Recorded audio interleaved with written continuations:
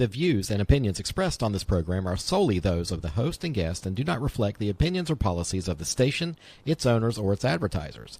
All content should be considered editorial in nature. Listener discretion is advised. Recorded live from the radio studios of WFAY and WMRV, Androlonis Media presents Cumberland County's smartest hour of talk radio.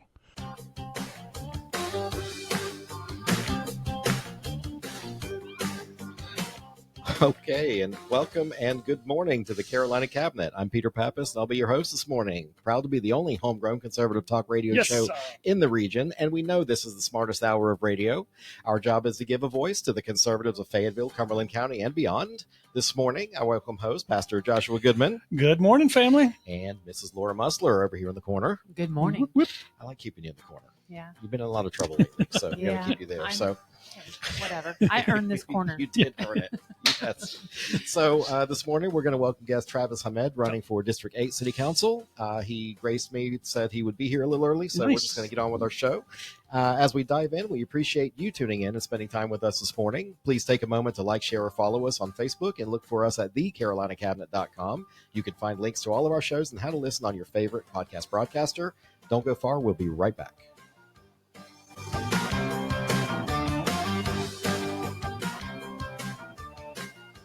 Since 2012, Joshua Goodman has been the senior pastor at the Cliffdale Christian Center, a dynamic church and ministry located in West Fayetteville.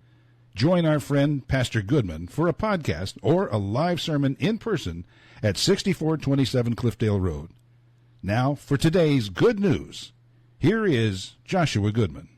Well, good morning from the All-American City. This is Pastor Josh, and have I got some good news for you. In a time when so many want to discuss, talk about, unpack, dig up all the negative junk, I'm here to give you good news. Psalms 116, verse 15, David writes, "Precious in the sight of the Lord is the death of one of his saints." And you may say, Pastor Josh, is that good news? Well, let me tell you about Miss Glenda Ann Spot, 88 years old, the oldest member of our congregation at Cliffdale. Powerhouse, right? Mother, grandmother, great-grandmother had been a single widow since her husband was taken captive and killed in Vietnam. Local business owner, one of the founding members of Cliffdale, literally stood with my dad for his 25 years of pastoral ministry and has stood with me my entire time as being pastor of Cliffdale. Truly, truly, truly, this woman was a woman of God and a Proverbs 31 virtuous woman. Jesus says in John 10 and verse 10, "The thief does not come except to kill, to steal, and to destroy, but I am come that you might have life and have it more abundantly." Listen, friend, today, Jesus has come so that we can have absolute life. And when I think about Miss Glenda, I think about the life she lived. She lived an abundant life. I hope each one of us have the opportunity to live as abundant of a life as she did. Now, true, the enemy does come in. He tries to kill, he tries to steal, he tries to destroy. He tries to allow anxiety, depression, circumstance, situation, all of these things to come our way. But Jesus says that though he may come in and try to do that, I have come that you might have life. And the cool part about Jesus is this: in the midst of our weakness, he provides strength. In the midst of our sorrow, he provides joy. In the midst of our sickness, he provides health. In the midst of our sin, he provides his grace, and he provides it even more abundantly. I want to give you one more word of advice. Lean into that today. Lean into the good things that God has for you, the good life, the abundant life that he has for you. This is Pastor Josh, and that is your good news. The cancel culture is not welcome here. You're listening to the Conservative Carolina Cabinet, Eastern North Carolina's most offensive talk show to the freeloading left. And welcome back to the Cabinet. Good morning, everybody. Yes. How's everyone? Good morning. Good. It's been a long weekend. Yes. My goodness. So, Long weekend. I'm going to go first because you got more to talk about. I do. And I know, Pastor Josh, you've had a weekend too. So, Yeah, you guys had a lot of stuff going on. You it were was a hopping, busy hopping, week. man. I mean, yeah. so at the Resource Center, the ladies from Cumberland Republican Women's Club, they from what Monday, I think we Yes, started we all planning. decided, It was so your club decided, the Cumberland women decided Monday, let's roll. Yeah. We're going to have a vigil for Charlie Kirk on Friday night, which was last Friday. It was at my Resource Center, our Resource Center. My bad. Hello, Wow. partner. Welcome. Yeah. So, but you know, It's okay. we had over 200 people, and you were running your tail off. And I know I was running around taking pictures. And thanks a lot for the picture, by the way. That was a good Oh, picture of me. my Appreciate pleasure. that. Yeah, I actually look good on camera. I didn't break it. But we had Chairman Sykes from GOP speak. We had the minister. I don't remember his name. Ken, I believe. I'm not 100% sure. Oh. I did not know him. Ken Pritchard? No, I will get back with you on Okay. that. Yeah, I it's in will my, tell you it's in my that text. Leonard spoke, and he was very Leonard, inspirational. yes. Leonard always takes me to church, man. No matter the topic, he can be talking about, I can't believe it's not butter, and make me think that it's we're in some church sermon. And I always joke with him. I'm like, Leonard, whenever we're doing campaigny things, I don't want to go after you speaking because it's just, Yeah, you don't want to have to follow There's out. no way to follow that act. But it was a good vigil. Who else? Shamika spoke a little bit. Shamika spoke. Bethay. Yep. I spoke. You spoke. And then, The Young Republicans. yes, Young Mhm. Republicans did. Yes. Mhm. Well, it was a good event. Yeah. And, And we had Turning Point there too. Yes.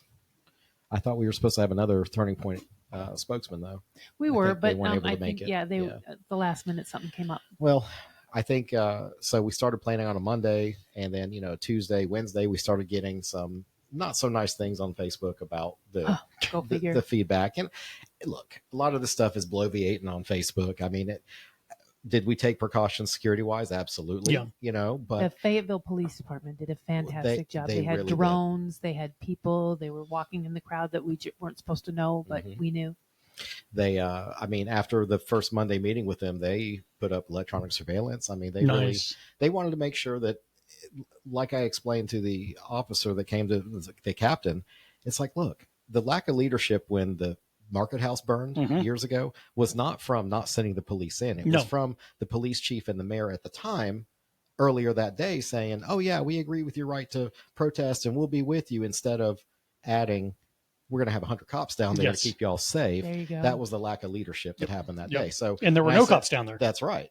And well, because again, if the police had gone in, we would have had either a dead cop or a dead citizen. Yeah. So everything, it all works out for a reason. I don't have to tell you that. Yeah. I mean, you're the minister here, you're the pastor, so you know that God has a plan. But then let's see, last week, the Independent Candidate Alliance announced their endorsements for city council, Okay. which is the They big sure race did. going on.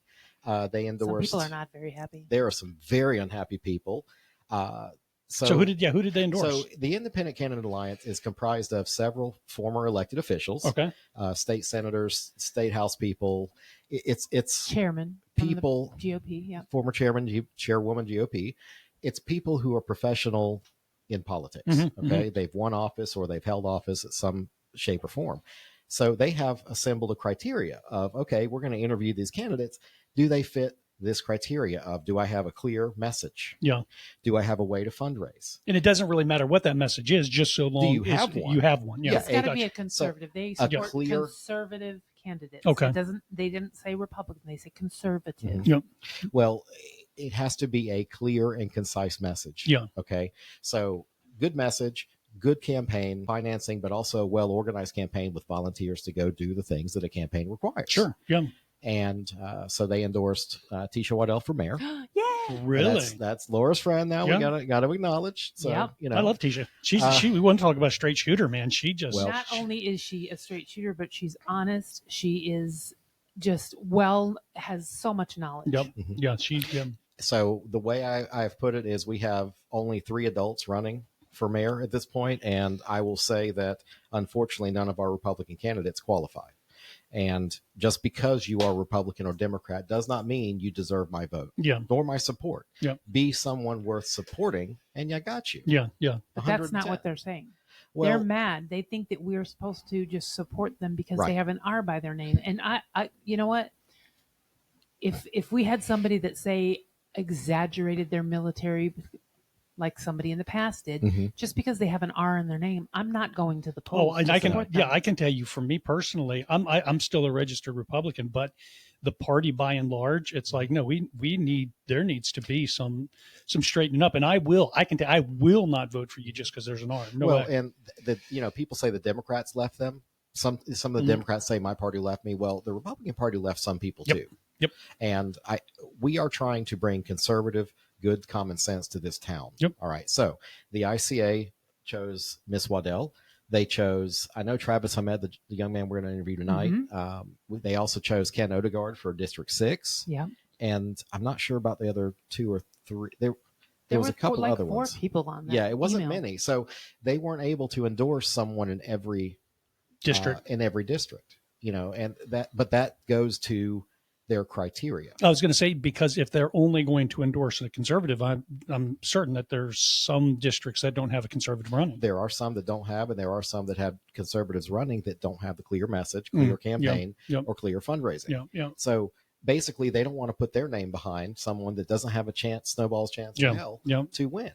I pointed out to a couple of reporters yesterday and I'm going to let you speak on your event here in just a moment, but at the Charlie Kirk walk yesterday, a couple of reporters, I wanted to clear up with them that the ICA didn't even choose me as a commission candidate at first. Yep. And then they re-interviewed and they said, well, we're going to go with you instead of someone else because I had the criteria. I met what they were looking for in a candidate. And it wasn't that I owed them anything. It's just that they saw how I work. They saw how I put together a campaign. Now, you had a clear vision. I did. I knew what my 1, 2, 3 things were that I could see in my sleep, whether I wanted to or not. Yeah. And they knew I would work hard. Well, honestly, just looking at several individuals who are running, I think that by and large is missing for a lot of people, that clear, concise, hey, this is what I want to do. To say I want to do everything and I'm going to fix everything. And that's that. Well, not just that, but it's more like, well, when I get elected, I'm going to get everybody in one room and we're going to figure it out. No, I'm sorry. Look, if you're running and asking for my vote, I need to know that you have a plan right now. Yeah. Even though you don't know what you don't know by not being in the seat, I still want you to be pretty confident 80% of the way that you know how things work. Yeah. And don't tell me you want to develop a 20-year, 10-year, 5-year. Yeah. I mean, give me something. Let's talk. Not only that, but show through the time that we've known you or seen you, whatever, that you are willing to work with other people and take not constructive criticism, but just direction or input. Knowing what you don't know. Exactly. Admitting it. It's okay. It's okay to not know everything. Yeah. I don't know hardly anything. So just to be clear. I'm blonde. The more I get to know you, the less I do know. Yeah. But, I was going to say, I'm a natural blonde. So I know very little. Right. Well, so there's a little bit of scuttlebutt about that, but I mean, it's nothing that if they would focus as much energy on being upset at each other as they would just on their campaigns, we would have good candidates. Yeah. But that's where we're at. Let's see. I do have one of the candidates on video saying he's the anti development. Like he's not for development. He doesn't want more new ideas. Yeah. Because apparently you can only do one thing in government. So he wants to be singularly focused on fixing these like 3 things. And then maybe he'll let you have a new idea. Oh. So I'm just going to leave it there. You can find the videos, whatever. Well, what about, tell me, because I know we're going to go over to Laura, but the Greek festival, I didn't go. I couldn't go. Well, talk to me. Let me tell you. So they had a record day on Saturday. Nice. All my cousins looked really tired. They were, I said, they said, are you going to help? I said, you want my money or my time? Yep, you get one or the other. That's it. I got to write a check for being on the not banners. They figured it out. They don't have to print banners anymore. Okay. They can just put you up on digital screens. Okay. Nice. That works. Saves so smart. Hey, That's you know right. what? And the banners were a pain in the neck. You had to hang them. Yep. Now Just it's a digital, rolling screen show. But I told him, yes, I'll participate. But then I forgot I have the 2 businesses. So I got to write 2 checks and stuff. I get a text message from Dr. John Poulos. He was the one in charge of that. And it's all friendly. Okay. But he texts me and says, hey, would you guys be able to? And I'm like, sure, no problem. And then I'm like, did I just agree to 1 or 2? No, I just, well, I guess I'm writing that check. Well, if you have a Baldino's hat and a real estate hat. That's pretty much what that's what I've been did. So, so anyway, good food. We had gyros, we had chicken pita, I got to hang out with Jim and his wife, his better half, on Sunday. We made sure they didn't eat the souvlaki because that was pork. Yes. But good job. We had pasticcio, we had spanakopita. They were big ones too. Yeah. They were full of fat. That was really good. And the domadas, the grape leaves grape and all, leaves. they served them warm with the lemon sauce. Yes. It was really good. And what else? Greek salad. Of course, just because they touch it, it's Greek. But, Greek coffee. But we actually had with chicken on the salad this year. And then, of course, Greek coffee. Yeah. I ordered mine. How much money do you spend on food? Because I know festival food is very expensive if you had all this stuff. Look, you have to spend it and enjoy life and just don't look back. Okay. Right. Because you're going to be upset. I look, because I'm in there just, like just spend, I'm buying for I'm buying for Jim, I'm buying for drinks around the house, everybody. And there was even, when I was in line buying the pastries Sunday, there was a gentleman, Sam Cogburn, if you're watching, I'm going to call you out right now, but he says, "This on you?" I said, "I'll do 1 out of 3." So I paid for 1 out of 3 of his plate, but that was like $15. Yeah. But look, it all goes to a good cause. Right. It is a community event. What does the money go for? Just out of curiosity, because I have no idea. Well, the priest needs a new no, guys. Our church is charitable like other churches. They do give, it does go back to the community, and it does majority go to help fund our church. Okay. But there are the other charitable that as well as I do. How can you quantify the impact of a church? Yeah, you can't. Especially one like I didn't know it was done by a church. That's why I'm asking. I had no idea.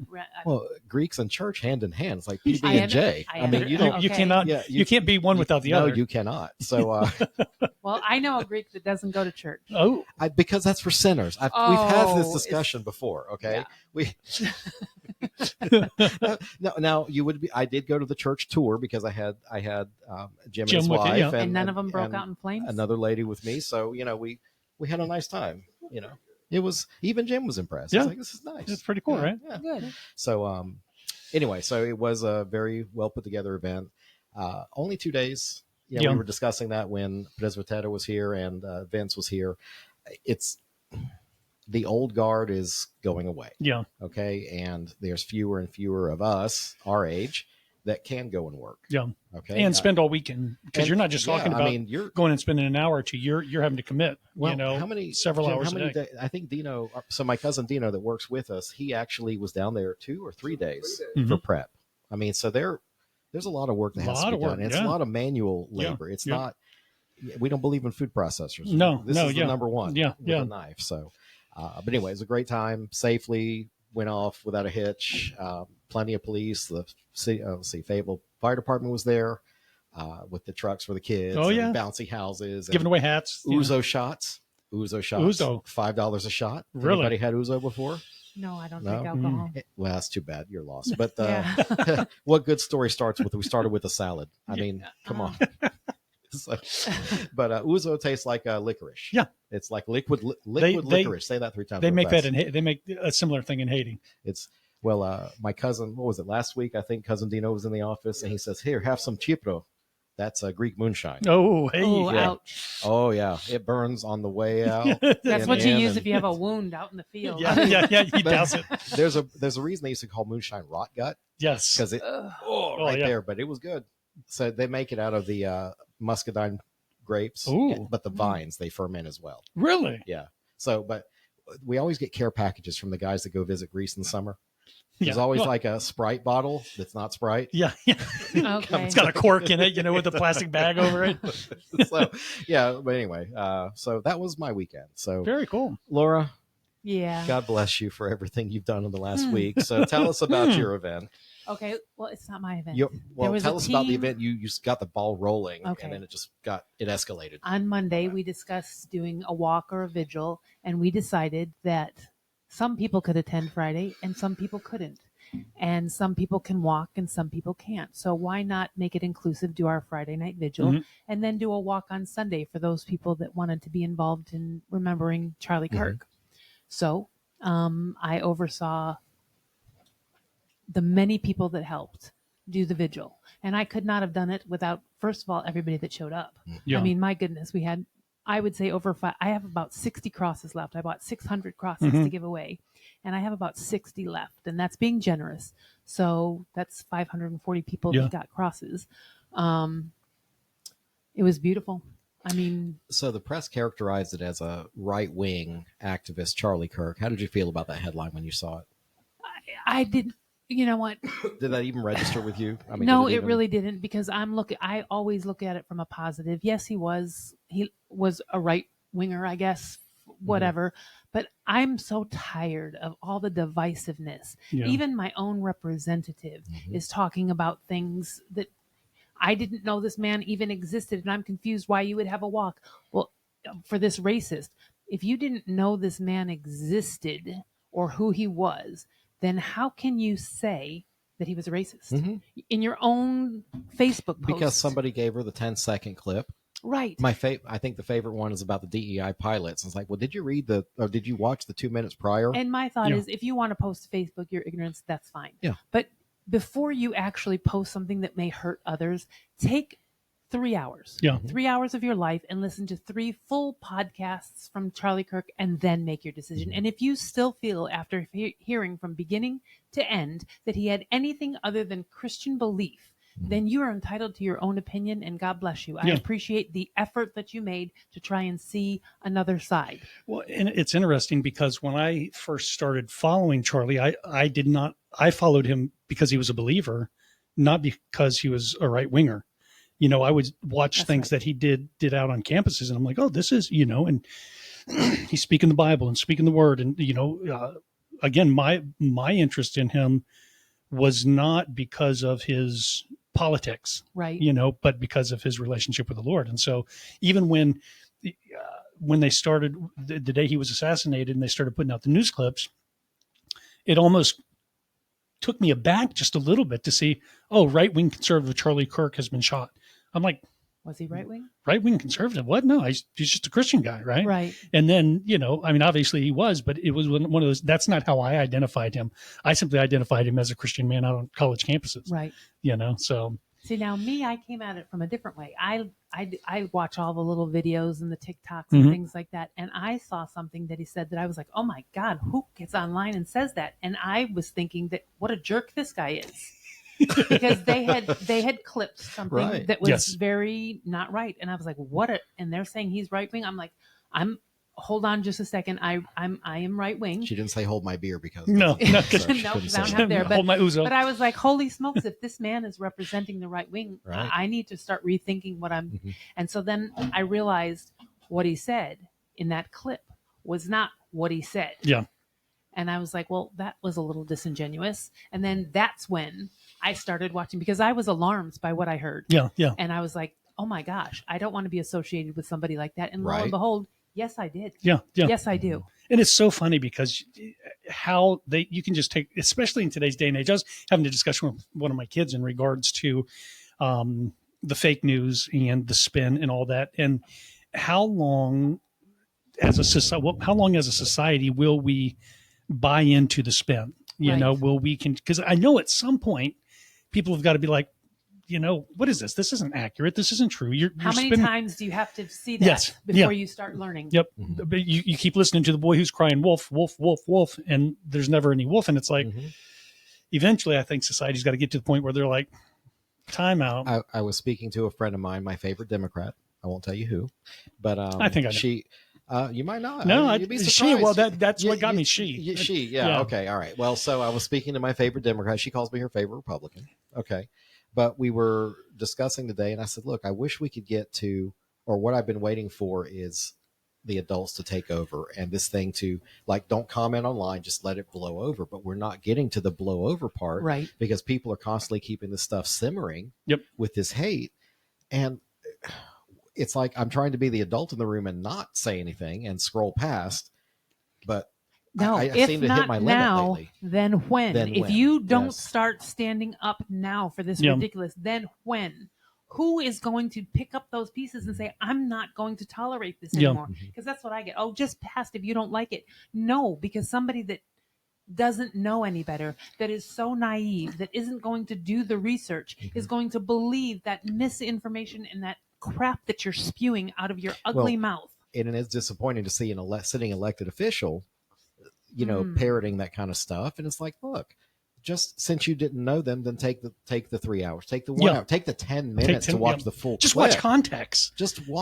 Don't watch the 30 you know second. what? If you didn't agree with him, you know what? My condolences to any one of my constituents that may have followed him. Well, because I this pray was for your political peace. violence at the end of the day, That's right. and you're speaking to an elected official that's pretty much condoning what happened to the man. Right. It's like you realize you're on a podium at some event. This is all of us. That's exactly right. That is an affront. It was an attack on Americans as a whole. As a whole, against free speech. I mean, at the end of the day. And now the argument is, well, they shouldn't have fired Jimmy Kimmel, which they gave that clown his show back. It's going to come back, I think, tomorrow. And I'm pretty sure the lawyers won that one. I'm pretty sure that wasn't ABC Network trying to do free speech protection. Because this guy sucks. Yeah. I mean, he went from 1 million something viewers 7-8 years ago to now 270,000. But he specifically now listen, said I would if you appreciate are having 200,000 listeners, so Right, y'all keep helping share. But he could be canceled just simply because of the ratings. Yeah. He's not funny. None of these guys late night are funny that have been so-called canceled because it's one joke that they continue beating that dead horse. Oh, Trump this and Trump, dude. Give Are it a you rest. not creative? I thought you were an artist. I thought do something. I shared a clip of Johnny Carson. Remember Yes. Johnny Carson, late night king, right? Johnny. And he says, he was speaking to, was it Mike Wallace, the dad on 60 Minutes? Because Yes. Chris Yeah. Wallace's son. Okay, so Mike Wallace was interviewing him on 60 Minutes, but in the 80s. And he says, look, we're comedians. We're entertainers. Yeah. That's right. We're not supposed to use this for political means. And we've forgotten that these guys are nothing but marionettes. Yes, that's all they are. They're there to speak the words that somebody else put in their mouth. Yep. That's Yep. right. You know, If you want to be a political commentator, go on MSNBC. Yeah. People tune in to the Late Right. Show to watch I want to. funny. I mean, I Yes. guess To get somebody away wants from to all watch- of decompress. this. Yes. Someone wants to watch the celebrities, which I think they're all garbage. So if you want to, no more false idol than the people in Hollywood. No. I'm sorry. Well, and that's where who why do we think a celebrity has the ability to sway our vote? Why would we give any No. celebrity? It's didn't like, work out for Kamala. No. What was it? Megan, who was shaking their butt in Atlanta? What was that? I don't remember. But, I mean, she You know, had. Megan Thee Stallion. That's it. yeah, That's yeah. it. Down in Atlanta when they had to pay people to go Yep. and see. Yeah. Because nobody wanted to see Kamala. And what Yep. they announced was it that they announced Beyonce, and then they were all upset that she didn't That sing. she didn't. Right. Yeah. Right. Oh, yeah. Well, And that's all they were there for. They And weren't she there for paid Kamala. like Oprah millions of Oh, dollars yeah. to show up and just. No, that didn't Just- happen. Oh, it Yeah. didn't. No, Right. Okay. according to Oprah's people, no, we didn't do that. But you know what? No. I woe to the movies so that I can get away from this because Yes. I am a very political person, and people make comments, Laura, this isn't political. I am a political person, so when I read things, I read them from a political lens. Absolutely. Well, if you are constantly referring to everything about color, then guess what? You are a Racist. okay. Whether you're white, black, Yeah. green, brown, purple, I don't really care. That I don't even think about stuff like that. But that's how you see things, and that's how you refer to Yeah. things because you are constantly thinking about race. So let's stop with the race. And I'm going to try to stop looking at things through a political lens constantly, but that's just how my mind works Yeah. because I'm so involved. Well, and it's interesting that you say that because, again, Charlie Kirk, when I view it, I viewed it as a pastor from that lens, not from a political lens. I never really considered him as a political conservative, whatever. He would say welcome. So someone, I think a gentleman approached the mic, a student, and said, "I'm a gay Republican, whatever," and Charlie just says, "Welcome to the conservative movement." Yeah. He didn't say Republican. No. He didn't say that. He said, "Welcome to the conservative movement," and he said, "You shouldn't have to hate who you are." No. That's right. I mean, he went on to encourage that person. In my quest of running around this city, I met some really nice people at Neighborhood Watches, and one of whom leads a community watch. I won't say where. We were having a discussion on Facebook, on Messenger. Yeah. But she says, I wanted to let you know that we had a meeting, and I didn't let any of these political people speak. And I started, LOL, whatever. I was like, I said, well, ma'am, excuse me. When I was running, you let me speak. Yeah. She says, you were different. Yeah. It wasn't like the ones running right now. And I appreciate that. But we went on to speak a little bit more. And I said, I wish we could just put this DNR red and blue Thank you. Mhm. stuff aside. Everybody, and I don't even support this, everybody has their team, like their football team. Yeah. Right. You wear a jersey. you show up to your buddy's house on the opposing team because he likes this team, you like that team. But you're still friends. You all have a beer and nachos and shut the hell up, and you're not killing each other at the end of it because it's a rivalry. We put on our jerseys. We know where we're at, and then we part friends. Okay? Why can't we treat politics like that? It's funny because I told a story about this. Okay, so imagine your entire life is your bedroom. Okay. You're in your bedroom, all the different things. This throw pillow is your family and this whatever. Well, okay. So in my bedroom, I have a throw pillow that's about this big. Okay. And that's my life. Yeah. And it gets thrown to the floor because everything else in my bedroom is politics. I eat, sleep, dream. I listen to politics all the time. I throw the rest of that pillow on the floor, and then I'm like, holy smokes, I haven't checked in for a while. So I pick the pillow. Well, in most people's lives, that throw pillow is politics. Yeah. They put it under the bed. They don't make the bed, whatever like that. And they only pay attention to politics when it's time to pay attention to politics. Yeah. So I have to learn how to make my little throw pillow bigger. Maybe expand to like a full king size pillow. Right. So, and I know this about me, and I'm trying. I'm not very good at it yet, but you're working at it. I am. I just over the last week or so, because I will say because of Charlie, because I focus so much on that I've gotten away from my church going and all the things that are important. You know what? Today, I don't know when the last moment of somebody that I care about. Yes. Their last moment is. And I got away from that from when my son was taken from me because like he went to Walmart and he bought paper towels for the month and because he had just gotten paid. So he went and got all the supplies for the month. All the mundane life stuff. This big thing of toilet paper. He didn't know that he wasn't going to need that stuff. And when I watched Charlie Kirk, he didn't know that he wasn't going to hug his daughter again.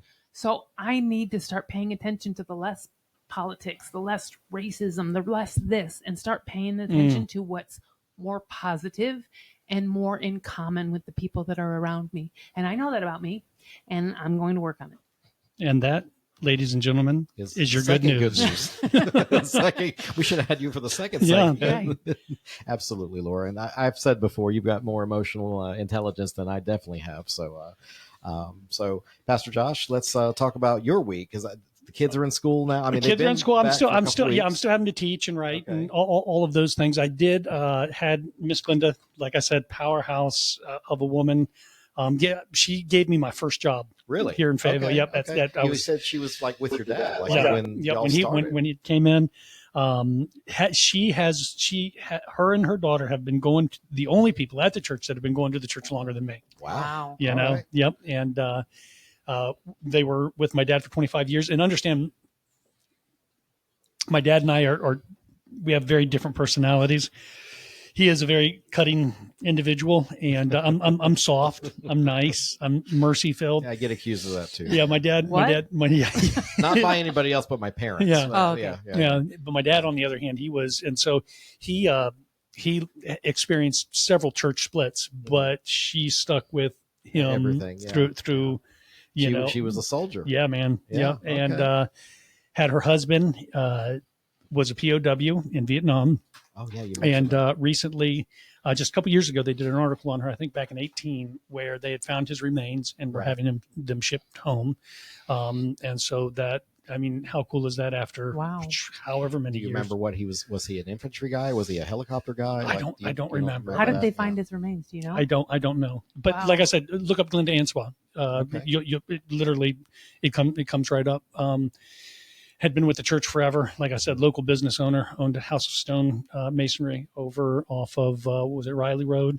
Yeah. Okay. Yep. Oh my goodness. Yep. I know. Well, I knew of this. I think I got my countertops for my house in there. Yeah. Oh yeah. You may have. Very well established business. Very much. But yeah, just a great woman, and had an impact, like I said, on me and my family. And so will be greatly missed. But the point of the good news today was that, man, to have lived such a powerful, inspirational life, and so that was really it.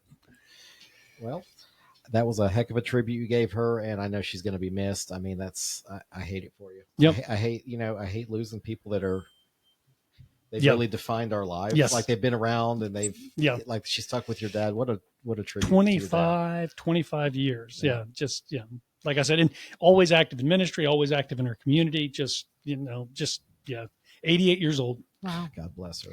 Well, Dun-dun. Oh. I thought it was Star Wars for a second. it's breaking news. We are now joined by Mr. Travis Hamed, District 8 City Council candidate. Welcome, sir. Travis, welcome. How y'all doing? Probably helps if I turn your microphone on. But welcome. Glad you could come a little early. That's good for better than Greek time. Yeah. So he said 6:30. That's not bad. You know what? We had a great conversation. We up really until did. You walked in literally. Yes, and then you just killed it. He killed it. He killed it. Let's go. So Travis, are you from here in Fayetteville? I'm actually from up north in Cleveland, but I grew up in Fayetteville. I've been here since I was 8 years old. Okay. Yeah, I actually used to play baseball at Max Abbott and football at Max Abbott, and graduated from Fayetteville Academy. So you now I'm afraid to ask what year. 2007. Oh my God! When did you graduate? 11 years before him. So. I graduated in 1986. But you had the big hair back then too, didn't you? I sure did. 89. Lots of Aquanet. Yeah. Did you suntan with baby oil? Heck yeah. I still do. What are you talking about? 80s girl. I like it. So, all right. Well, Travis, welcome. I do appreciate you being here. Thank you for having me. Well, I don't have your bio in front of me because did I not? You didn't fill one out. That's what it was. It's your fault. It's your fault. But I'm glad we were able to get you on the show before primary. So let's just tell us a little bit yourself. Yep. So I grew up here in Fayetteville. I moved down here when I was 8 years old. My dad bought a business down here and went to Van Story Hills Elementary School, Max Abbott Middle School, and I graduated from Fayetteville Academy. Okay. And now I just work in the family business as the general manager. I just handle all the family business? So we own the mafia. Yeah. No, just kidding. Just kidding. We own we own a used car dealership right now, but we also do like real estate and stuff like that. So, and I just handle all the investment acquisition side of it and things like that. Okay. All right. So what exciting is going on in your businesses right now? Right now, so working in that business, you get to see everybody from like all walks of life, right? So they come in there, they try to buy a car. And what I've noticed is that a lot of people have had to take on second jobs and stuff like that from a lot of the things that happened from the prior administration. They've had to take on second jobs and, just that. But I've noticed that a lot of people are also on fixed income. And the affordability that they have and the things that they have to deal with is pretty tough. So, seeing that and trying to help them every day has been, a big thing for me. So, and what district are you running for? I'm running in District 8. 8, and where is that? So I guess they consider it West Fayetteville. Okay. And, it's from Hoke Loop Road. Well, if you come in from Hoke County, it's from Rayford Road. It wraps in Hoke Loop Road all the way from Cliffdale back and then parts of Fort Bragg. Okay. A lot of it's in Fort Bragg. Okay. So, but yeah, that's where District 8 Where District 8 is. Cool. Okay. I live out that way. Cliffdale Christian Center's the church I pastor. And so right off Cliffdale Road across from the elementary school. So that's my neck. I'm in 7, but that's my neck of the woods. I got you. I'm not familiar. I got you. And what do you, why run? What do you want to do? So I saw the opportunity to run. And once I started researching everything that, city council is responsible for, I saw that, I don't think they have, I won't say everybody, but I don't think the general consensus of city council is in the best interest of the citizens of Fayetteville. Okay. Especially with the,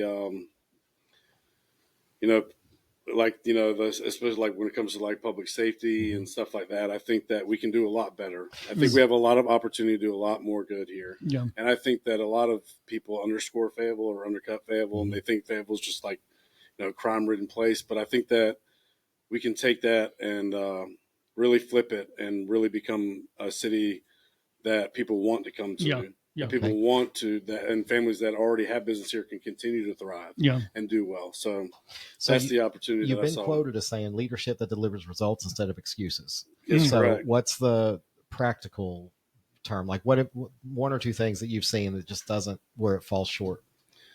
So I think that what obviously the biggest thing that falls short is the vacancies we have on the police force right now. Okay. I think that's a big thing. And I think that we've allocated a lot of funds towards things that don't really benefit Fayetteville that we should allocate towards the public safety side. What would you reallocate? So I would definitely start with reallocating the funds that they use to start that OCS, the Office of Community Safety. The reason why I don't believe in that, I think it's great, and I think we need to help people that have mental health issues. However, those kind of offices and those bureaucracies have not helped in larger cities. Okay. Like, look at Charlotte. The guy was arrested 14 times. It's a mental health issue. Not every crime is a mental health issue. We have to come to the reality that these are just criminals, and they're not a mental health issue. Just for example, we had 3 cars stolen from our dealership the other day. The guy had been arrested 23 times prior. Wow. And but you're a business. You got plenty of money. It's no big deal. It's not about that. It's not about that. Let me ask. Okay. Let me ask this. So, because everybody that's been on here and they mention OCS, you're going to get stuck in this tar pit. What does OCS mean to you? And what, because we've had how many different? We probably had definitions? six or seven different definitions. So the only problem that I have with OCS is there's no clear operational structure of how they plan to handle things, right? Okay. So if you want to bring mental health professionals along on a ride and stuff like that, then are they going to carry a gun? Like, what it's going to be? Then if they're going to carry a gun, then just make them police officers at that point. Make sure they have the training to defend themselves. You don't want to walk into a mental health situation, especially when you're under the scrutiny that they're under, and then they get killed, right? Because that's going to just blow the whole thing apart. And I don't want that to happen. And I think that mental health issues can be addressed in a way without having people put their lives in danger. There's a lot of stuff that I think that, unfortunately, like take for example, like Chicago, they have a mental health or an OCS type thing, and they don't report everything that goes on. Yes, I guess gun violence has gone down, but you can't own a gun in Chicago like that. So here in North Carolina, you can own a gun, you can conceal carry, you can open carry, and we don't have an issue like that. Like they do in Chicago, we're not reporting every crime that happens. So, yes, I guess gun violence went down, but carjacking skyrocket. Yeah. Right. And stuff like that. So we can't have that sort of thing. We need to have more trained police officers and train them the right way. Sure. You know what I mean? They need to have training the right way. They need to have the backing of the city that if they do something, they're not going to get, it's not going to automatically result in litigation. Yeah. Well, how are you going to change how they get trained? So I think, I don't know if I'm able to change how they get trained, but I can definitely make sure they have the resources to get trained the proper way, and if they're not good guys, then they're not good guys, then they shouldn't make the cut. Well, I tell you that I did go down. They had a police day where you got to actually experience what the police do. You get to do a traffic stop or whatever. We have some of the best, and I mean the best trainers in the entire state. The problem comes, though, is after they get trained. The good ones leave. No. Please don't hold me to this, because we still have good officers here. But what happens is the ones that need to be making more money. So how are you going to get them to stay? So I'm glad you brought that up. I am, because here's the thing that we just don't understand as civilians. I've never been in the military, never served in the military, but when it comes to this one thing, so these police officers, when you're working 12-hour shifts, and I've experienced this being shorthanded in our own business, right? So when you're a police officer and you do a traffic stop, and then all of a sudden you got to go to a traffic fatality, and then all of a sudden you got to go to another traffic stop, and then all these things pile up on these guys, right? And then all of a sudden now you got to go to a house where there's a domestic violence issue that could result in you maybe being killed. At some point, that's why we need to have more officers filled in positions. So that way they don't have to deal with these things. How many officers are we short? Well, I think there's 84 vacancies from what I understand. Okay. What I understand. I don't know all the logistics. That's a fair assessment, because it's a fluctuating number that and that's a lot. That's a lot. I agree. It's a lot. And then, I think that there's no holistic way to deal with crime. Right. In Hollywood, yes, there's holistic ways you can deal with crime. Right. Yes, you can make you do yoga and crime goes away. Yeah, but if you don't have the proper staffing of police where they're not getting overstretched and stuff like that, then they won't do those things that are perceived to be as negative. Because they understand what they have to do at that point. I would love to see a process where we have Fort Bragg right here. If we could recruit some of those as they're getting out of the military, the police officers, and instead of putting them into Fayetteville City Police from day one. Let's have testing of some sort and then teach them about Fayetteville so that they don't have to start at day one. They already know. I agree 100%. I think that they should be given that higher tier pay as the same officer from a veteran from out of town gets. That's the way you alleviate that, because they've already been through that training. So how they can already you understand. That? So they say if you're a veteran, then you get a higher tier pay right away, right? Because they already understand what rules of engagement are. They know how to use a firearm properly. They know how to engage individuals properly. All my friends are veterans, so I understand. My brother-in-law is a veteran, and most of my friends are special operations guys, and my brother-in-law is a former Marine special operations guy, so they understand the rules of engagement and how to handle that. But more so, they can understand how to talk down an individual from doing something stupid. So they deserve a higher tier pay. You know, that's the way it goes. If you're a veteran, you deserve that higher tier pay. Okay. It's only logical to do that.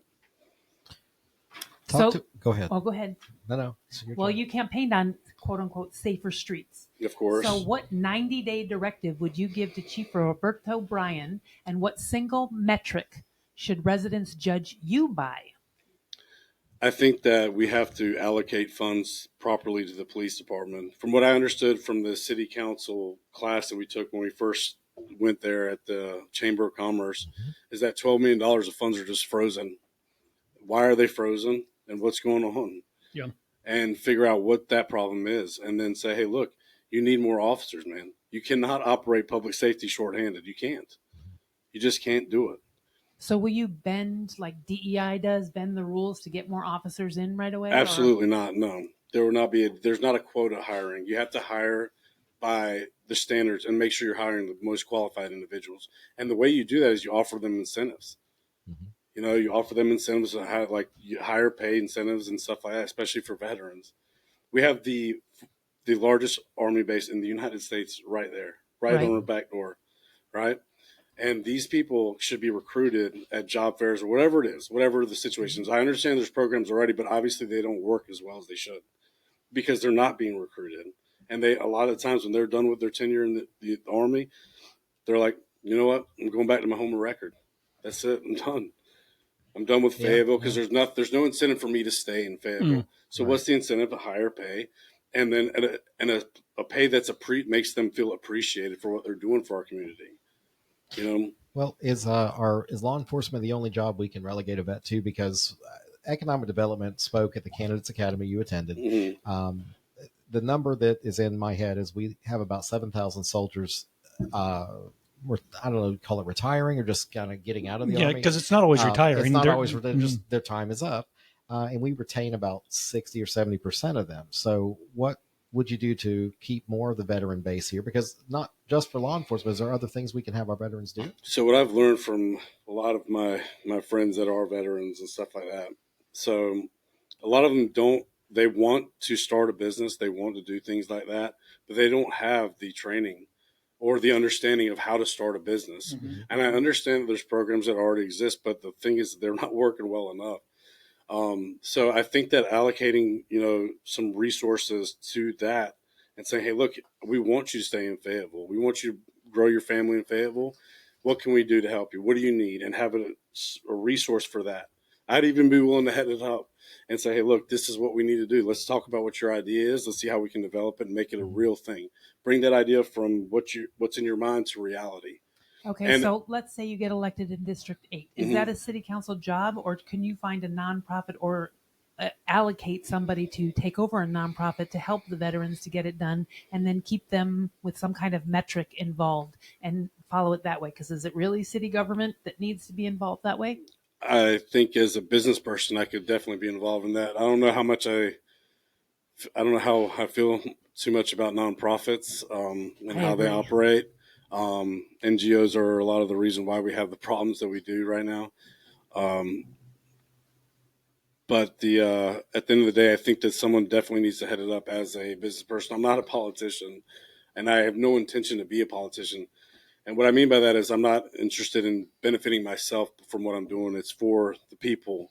The people need to understand that their tax money is being used to fund these programs and build these buildings and all these things like that. So we have to make sure that they're getting a return on their investment in the right way. as opposed to just saying, oh, well, we're building a $17 million homeless center, or the county is whatever, and it's going to benefit people. It's not. How do you know that? What's your operational structure? How are you going to run it? Who's going to run it? Who's going to be in charge of that? Okay. Things like that is what bothers me about when they just want to throw money at an issue without any standard operating procedure in place. That's what the problem is. That is a very American solution, though. Yeah. Look at everything around the world. It's like, oh, Gaza, let's throw money at it. Yeah. Oh, Ukraine, let's send them some missiles. Yep. So you said Fayetteville is one of the easiest places in North Carolina to build and expand. What's your biggest piece of red tape dealing with downtown now as a business? Well, so downtown is not my district. So, but we're the district. Downtown City Hall, I mean. Yeah. Oh, I gotcha. Yeah. So, like, I think that the zoning and permitting the process that we have here, I feel is antiquated in comparison to other cities. I think that we should have a business center, a dedicated business center that has divisions in it, like construction, new construction, or redesign or whatever it may be. But have a dedicated business center and digitize it so people can upload documents where they don't have to send people to go and say, hey, all right, here's our plans, and then it goes to this, and then to this, and this. And it gets done 3 months down the road. Mm-hmm. A lot of businesses, especially bigger businesses, they won't invest in Fayetteville because of, a lot of it, the first thing is they don't like the crime here. But the second thing is they don't like the zoning and permitting process. And I think it's very antiquated.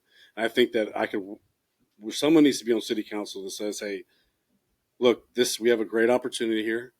We need to figure a way to do this, right? And also get input from the people, and then have a nuanced conversation with the people in the district where the new business is going. Like that whole 7-Eleven thing they did. They had people come down there, and 4 or 5 people made a speech, and they took their time to write the speech. That very night, they approved it, although the majority of those people in that district opposed it. Right. And the reason, what is that? All that tells me is that city council doesn't care at that point. What does it matter? They're certainly not a representative, and that's what people in city council sing for. You're the representative. Exactly. Your job is to represent the people in your district. Yeah, but the people that voted against it, I think, were in that district. So, I mean, you're only one of 10. That's right. Yeah. So you've got to convince the other people. It was a 7-3 vote, or did that one fall asleep and leave? I don't know. Anyway, you know me. So, so Travis, I'm gonna about this permitting and all. I'm gonna send you a message, but 10 o'clock tomorrow morning. Yeah, I know. I did get that. I did get that. I'm going to the center. Is it City East? I can't remember exactly where it is. I'm not going to be able to make it because Tuesday's a very busy day for me. Center City, I think they call it, or Senior Center East is what it was. Yeah. The city's having a permitting workshop to take us through everything he was talking about. It's like, but there's a lot of cities, like smaller cities, just like our size, that are doing different things. Yes. They have business centers where that's their sole purpose. So we could have taken the $2.5 million we gave OCS and allocated $1 million to that. Yeah. And then the other $1.5 million to the police, so that way they can staff the right people. Right. And because everything, I don't want to speak too much on that, but let's say this: can you name a city that you think Fayetteville should model themselves after when it comes to the development portion? I have a city that I'd have to look it up because I can't remember exactly, but I know that there are cities that I've taken some ideas from that I would like to bring to city council. I can't remember them exactly because it's just something that I just really got into about that. Like I did like a mock thing, like I went on the permitting thing to clear cut one of our properties. Mm-hmm. And by like the 5th question, I was like, all right, I'm done, dude. I can't do it anymore. Like it shouldn't be this hard against your own government. Yes. It's like you have to hire an attorney to get you through this process. And it shouldn't be that hard. It shouldn't be that hard. And it's just, that's a lot of the reason why it turns businesses off from trying to develop and, do things like that. Like it's a process, and it shouldn't be that much of a process. Mm-hmm. It should be a lot easier. Okay. So let's say the business does come in and you get all this paperwork. What about the workforce development? We don't have a great workforce here. It's hard. It is hard, but I think that's how we combat the homelessness problem. Because on the way here, I saw a very able-bodied young man standing on the corner asking for money. Mm-hmm. And, by taking those people out of homelessness, not criminalizing it, but saying, hey, look, you're an able-bodied man. You don't need to take my money, right? I'm not going to give you any money because I work 7 days a week. So why can't you? Well, do you in a nicer way, obviously. With them, or do you just want? See, this is the thing I have about it. Is like, look, I don't want to lose my pride standing on the corner all day. But if he's willing to suck his pride down, let him knock himself out. Yeah, It's like I don't want to be him, but and that was one of the questions of the candidate forum. You remember that's when I started talking back to some of these guys about panhandling. It's like, what would you do to mitigate the panhandling? So I think that it takes tough love. I think it takes tough love, and I see what you're saying, but I think it takes tough love. Like someone needs to come in to them and say, "Hey, bro, you don't need to do this. Mm-hmm. You can go to work, stop embarrassing yourself, and get to work.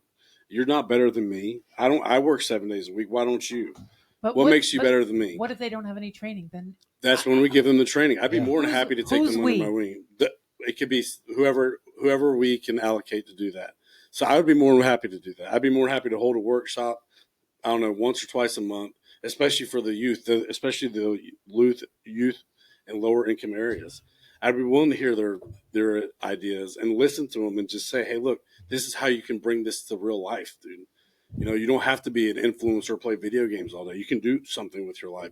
You can make something from what your passion is, and having that passion, it's what helped me in life. I wasn't always, perfect. I've been through a lot. Oh, you're perfect now? No, I wasn't. I'm not saying typical academy. Yeah, kids? I was. I've had my fair share of problems, but it wasn't for my parents, especially my dad, to help me out, and then obviously my friends in the special operations community that helped me out. I wouldn't be here. So, that kind of tough love that they gave me really helped. Mm-hmm. So I think you're talking about community. Yeah. And maybe not everybody's found their community. I always try to refer people to Pastor Josh because, we got a good community. That's his business. That's what I do. I'll feed them. He'll feed their soul. I feed the stomach. Yeah. Laura? I'm just here. You're just here.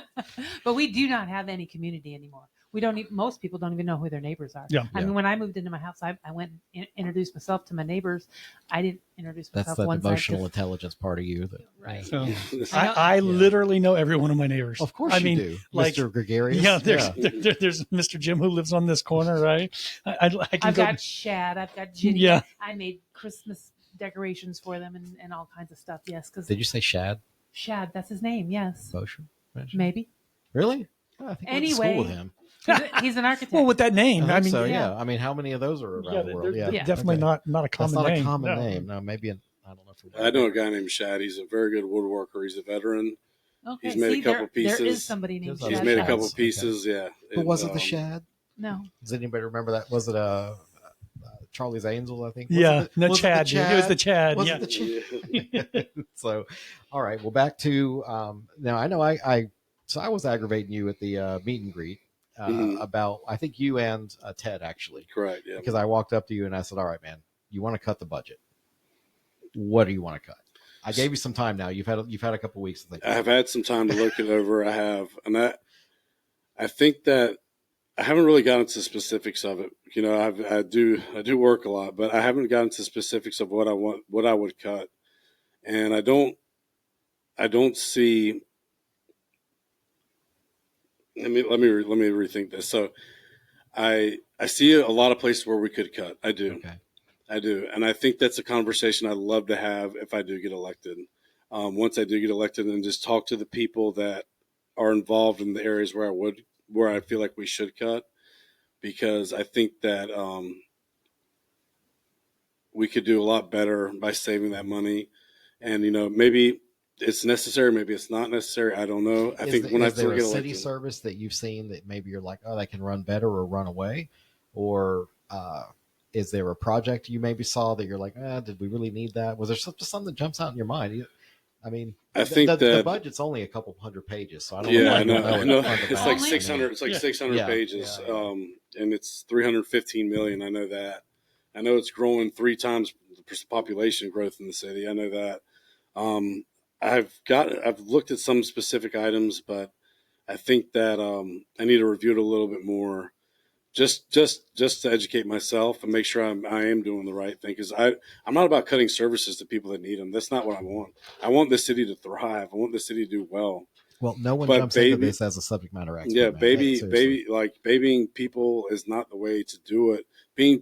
I'm a big proponent of tough love. Mm-hmm. I think that, and it's like, I think a lot of people can benefit from that. but like just going downtown today, I had to go downtown to drop off some stuff at the courthouse, and the same homeless people just there all the time. It's just, we can do something in a way that doesn't take the taxpayer to have to fork the bill all the time, you know. And I'll figure it out. I will. What I would like to see is an audit of the NGOs, because there was now this was on the county commission that I happen to be very good friends with somebody who used to be on the county commission. He told me, now this is not directly to the city, but I would like to see the city do this too. These people come and ask for money. Okay, that's fine. They've been asking for money the entire time that he was on the council. It's like, oh, we're here for the homeless people. Oh, now you're going to go ahead and get $1 million. Well, how many people this year have you put in a home? Well, none. But our staff is 34 members, and we now have 34 staff, and we have, this great building or whatever. But how many people aren't you supposed to be making? How many people did you put in a home? That's your thing, right? Well, none. Yeah, where's the metric? Where's the result? So we really need to develop some kind of metric for these NGOs. If you're going to get money, taxpayer money, my money, Peter's money, the pastor's money, where's the metric to say if you don't produce results that we're giving you our taxpayer money for, we need to switch NGOs? I'm definitely on board with that. NGOs are non-governmental organizations. They are 501c3s, which means they don't pay taxes on the money they receive. Right. We've already paid the taxes for them. We pay. We have to fork the bill for it, and a lot of these NGOs are not vetted at all. Yeah. You know, they have a great cause, but is it producing results that better us? Right. They have an agenda as our agenda on the same page as your agenda, right? And are there results? And what's the results of what you're doing? Because a lot of the NGOs, I would reference a documentary that I've watched about NGOs. But I don't want to get too political with it but NGOs, they definitely need to be vetted before they're like how successful in as much is. For example, there's an NGO that I do want to point to specifically. I don't know. I don't know if you guys know, but I'm sure you do, that Fayetteville paid $100,000 for a sustainable action plan. And that plan would end up costing the city of Fayetteville over $250 million. To make us all carbon net zero by 2050. And they paid $100,000 for that.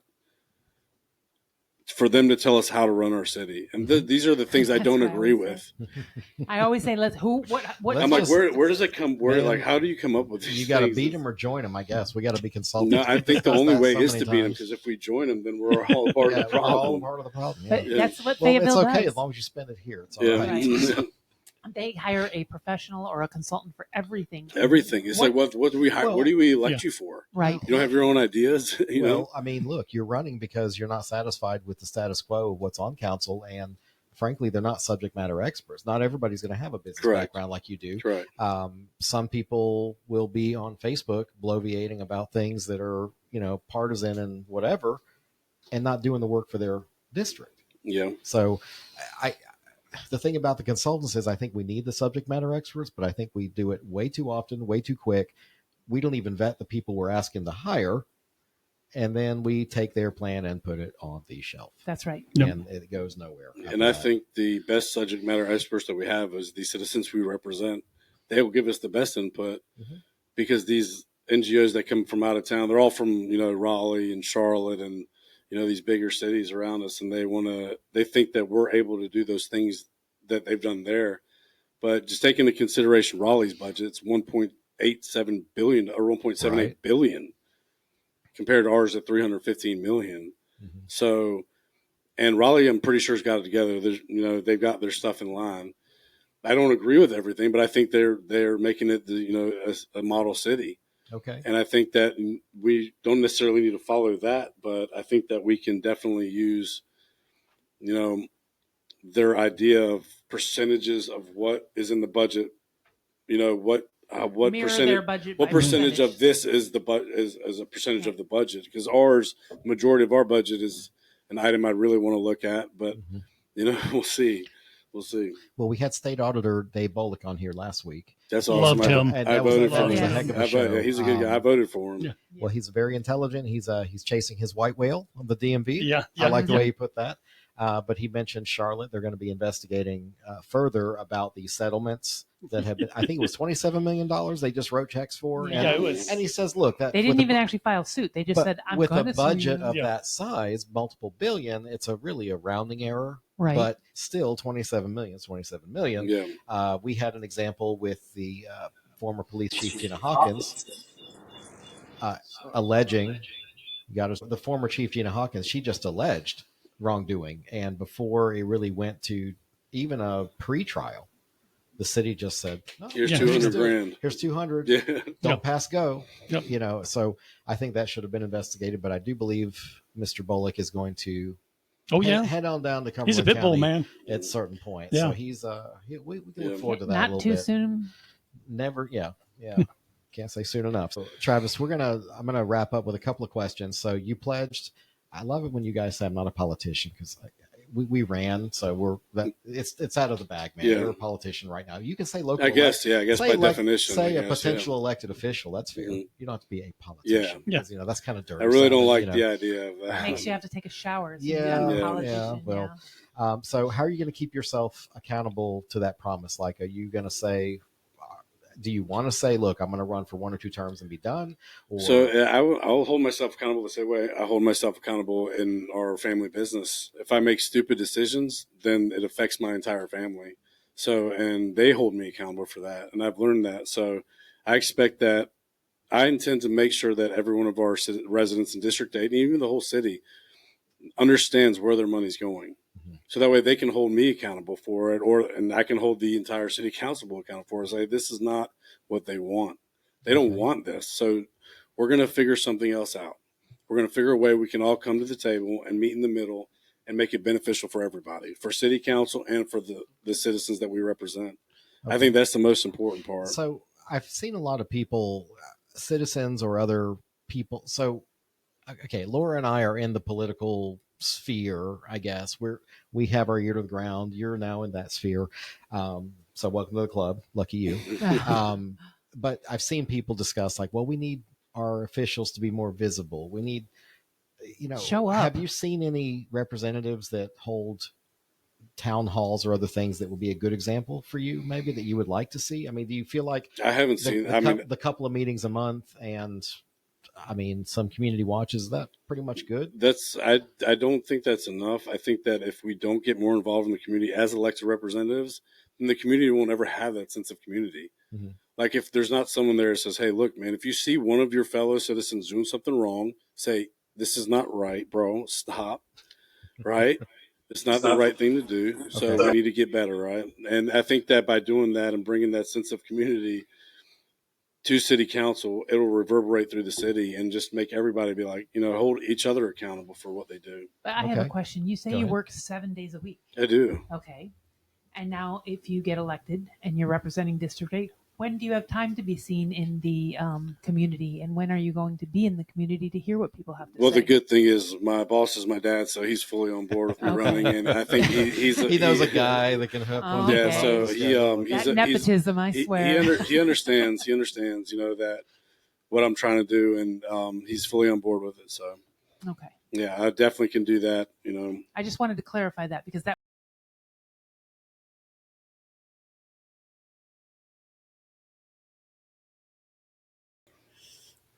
It is. And I think it's my fault. No. I'm going to blame Jim because the camera's looking right at Jim right now. Yes. And it's like, look, it is his fault. Okay. I think it's the pastor's phone. That's the one that you're messing with. Yeah. Here, go here. What church is it that you're at, man? Cliffdale Christian Center. Okay. So right across the street from Cliffdale Elementary. Yep. And I love it. I love what I do. Man. I'll never, awesome. I'll never retire. It is, my passion, my calling. Yeah. I love it. Well, we're just going to power through here then. Yep.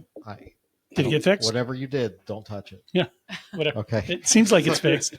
So, Travis, one last thing. If voters remember one thing about your campaign, and because I know you're not going to go away, and especially after this interview, what do you want them to remember about you? I want them to remember one thing about me is that I'm giving them back the power they deserve. And that's really the whole premise of why I want to do this. The people that spend their money, that work hard and pay taxes, they deserve the power. We work for them. That's what they need to understand. We work for them. They're our boss. Yeah.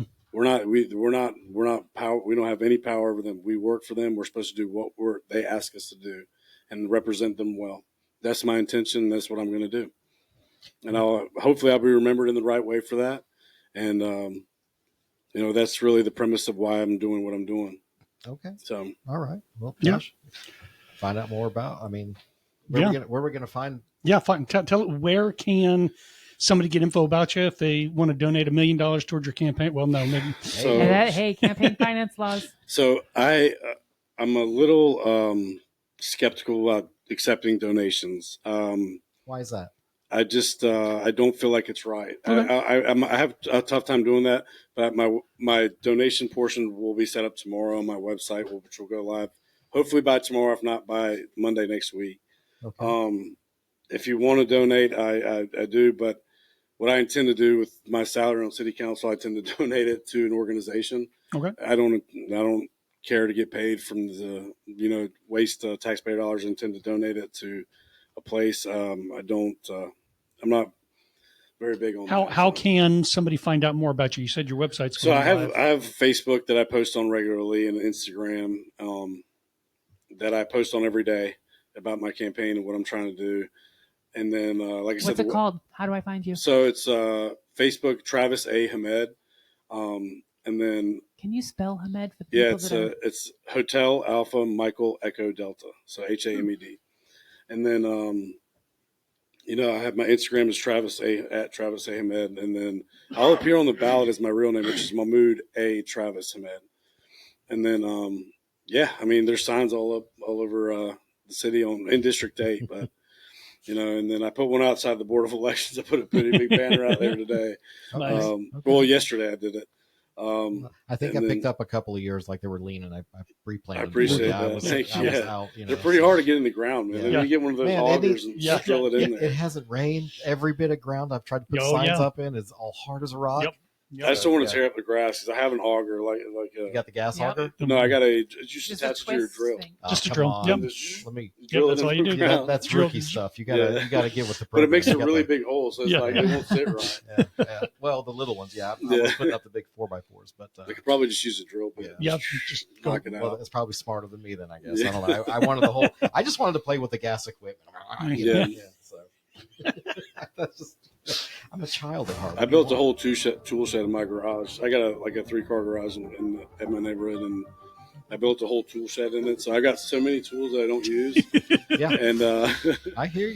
That's hilarious. I love tools. Yeah. I go to Lowe's, and my husband's like, "I'm gonna go get cleaning supplies." I'm like, "I'm going over here to look at the tools. I gotta fix my motorcycle." This week, go down to the Board of Elections, cast your early vote, and you can see plenty of tools that are asking for your vote. So, my dear cabinet, our time is up. I want to say thank you to my on-air cabinet member, Pastor Joshua Goodman. Yes, sir. To Mrs. Laura Mussler over here. Thank you.